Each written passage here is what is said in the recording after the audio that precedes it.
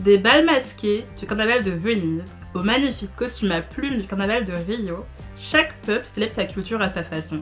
Et le carnaval est une de ces formes de célébration. D'où vient la tradition du carnaval et comment s'est-elle diffusée dans le monde? Hello à tous, j'espère que vous allez bien. Bonne année! Je sais que ça fait longtemps, mais 2025, je pense que c'est la bonne. Aujourd'hui, on va parler de la tradition du carnaval. Donc sachez que si vous regardez cette vidéo entre janvier et février, on est en plein dans la période. Avant de commencer, n'hésitez pas à vous abonner et si le sujet vous intéresse vraiment beaucoup, vous pouvez retrouver toutes les sources en barre d'infos. Le carnaval, à l'origine, c'est une fête païenne. On est en Europe à l'Antiquité, avant Jesus Christ, et l'Empire romain bat son plein. Et pour fêter l'arrivée du printemps et la fin de l'hiver, on fête les calendes. À cette occasion, il y a des grands repas, des déguisements, bref, c'est la bringue quoi. Avec la christianisation de l'Europe, les fêtes païennes s'effacent peu à peu pour laisser place à Mardi Gras et au carnaval. Une fête à la fois religieuse et populaire qui marque le début du carême. Le carême dans la région chrétienne, c'est une période de 40 jours de jeûne qui s'achève à Pâques. Comme pendant les calendes, il y a des festivités bien gourmandes et joyeuses. Tout ça pour se préparer au carême et toutes les restrictions qu'il pourrait y avoir. Selon les historiens, c'était aussi un moment pour vider les stocks et consommer tout ce qui risquait de se gâter, donc les œufs, le lait, la viande, la farine. C'est pour ça d'ailleurs que pendant les périodes du carnaval, on mange souvent des pâtisseries comme les beignets ou les crêpes. Et le carnaval dans tout ça. Quand on regarde l'origine du mot carnaval, on trouve deux mots latins, carne et levare. Carne qui veut dire viande et levare qui veut dire enlever, retirer. Donc en soi, carne levare qui veut dire enlever la viande. En italien, ça donnera carnevale et en français, carnaval. Oh my god! Wow! Le carnaval, il est célébré de l'épiphanie jusqu'à Mardi Gras. Donc l'épiphanie qui est le premier dimanche du mois de janvier, c'est le moment où on mange des galettes. Et durant ces festivités, tout est permis. L'ordre établi est complètement renversé, chacun peut se déguiser comme il veut. C'est une période de démesure totale. En France, on retrouve deux carnavals très populaires, celui de Dunkerque et celui de Menton.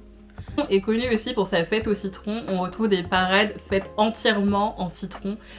On retrouve des parades. En soi, le carnaval et Mardi Gras, c'est des célébrations qui sont très européennes, et pourtant on les retrouve à travers le monde. Faisons un petit tour d'horizon. Commençons par la région où les carnavals sont au cœur des cultures et attirent des millions de touristes chaque année, les Caraïbes.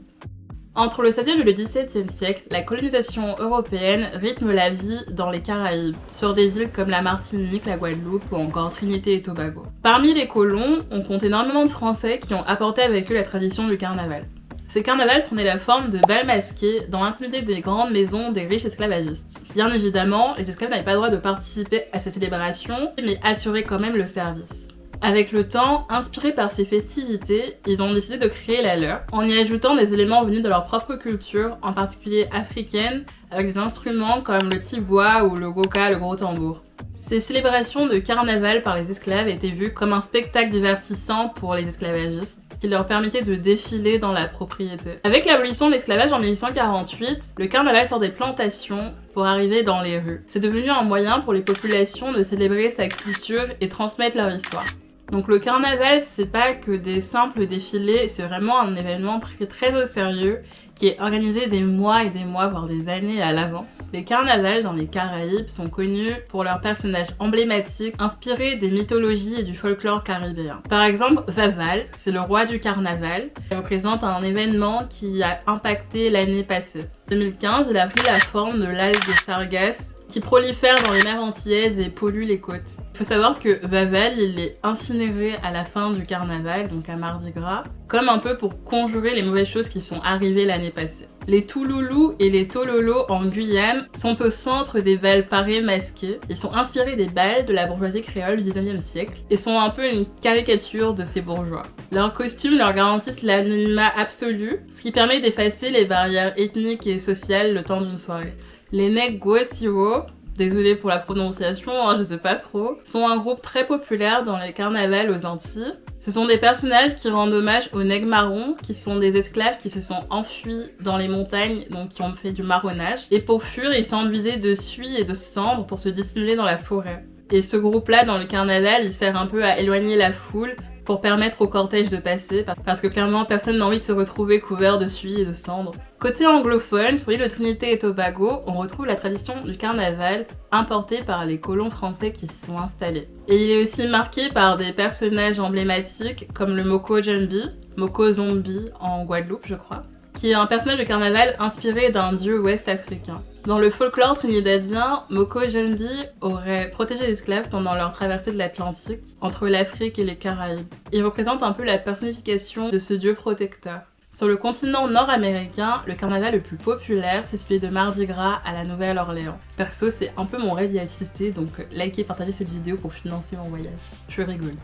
Mais s'il vous plaît quand même, on sait jamais. Pour comprendre pourquoi on fête le carnaval et Mardi Gras dans cette partie du monde, il faut revenir au XVIIIe siècle. À l'époque, les États-Unis ne comptaient pas encore 51 États, et des puissances étrangères possédaient des territoires, et c'est le cas de la Louisiane qui appartenait à la France, et qui ensuite a été vendue. C'est grâce à cette présence française à la Nouvelle-Orléans que le carnaval a fait son apparition. À l'origine, c'était des bals dansants, mais à partir de 1863, il y a eu une grosse crise économique, ce qui a fait que pour relancer le tourisme, on a mis en place les premiers défilés de carnaval à la Nouvelle-Orléans. Différentes traditions se créent autour de ce carnaval, comme les couleurs qui ont été choisies, le violet, le doré et le vert. Pour la petite histoire, ce serait le duc Alexis de Romanov qui aurait choisi ces couleurs lors de son voyage à la Nouvelle-Orléans. Le violet pour la justice, le vert pour l'espoir et l'or pour le pouvoir. Il y a différents groupes qui défilent pendant ce carnaval, dont un en particulier qui raconte une histoire méconnue de la Nouvelle-Orléans. L'histoire du crew des Black Indians ou Mardi Gras Indians fait référence à une période de l'histoire où les esclaves en fuite à la Nouvelle-Orléans trouvaient refuge dans les communautés natives américaines. Ils ont développé des liens très forts avec eux, ce qui a créé une culture assez métissée. Et c'est justement pour rendre hommage à cette solidarité entre les Afro-Américains et les natifs américains que les Black Indians paradent pendant le défilé de Mardi Gras, mais en marge des défilés officiels, parce qu'il faut savoir qu'à l'époque c'était ségrégué. Leurs costumes, ils sont vraiment magnifiques, ils sont faits à la main avec des plumes, des broderies, des perles. Ils racontent tous chacun cette histoire entre les natifs américains et les afro-américains. Et ce qui est cool avec ces costumes, c'est que c'est aussi une manière de préserver, de transmettre le savoir-faire artisanal des communautés natives américaines. On quitte l'Amérique pour faire un dernier stop sur le continent africain. Chaque année, la Guinée-Bissau célèbre sa culture avec un carnaval et des influences portugaises. Donc c'est un pays d'Afrique de l'Ouest qui a vécu sous colonisation portugaise pendant quasiment plus de 400 ans. C'est énorme.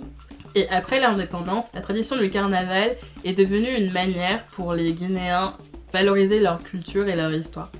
C'est une célébration qui dure 4 jours entre la capitale et les îles Biachos.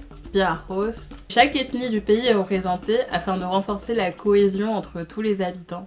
En conclusion, on peut dire que le carnaval est un moyen d'entretenir un héritage culturel rempli d'histoire. Et surtout, une bonne occasion de faire la fête. J'espère que la vidéo vous a plu. Si vous avez aimé, likez. Si vous n'avez pas aimé, likez. Et partagez aussi. Sinon, on se retrouve pour une prochaine vidéo. Cette fois-ci, c'est vrai. I'm not lying. It's true. Donc, abonnez-vous pour ne rien rater. Et psst, interro surprise.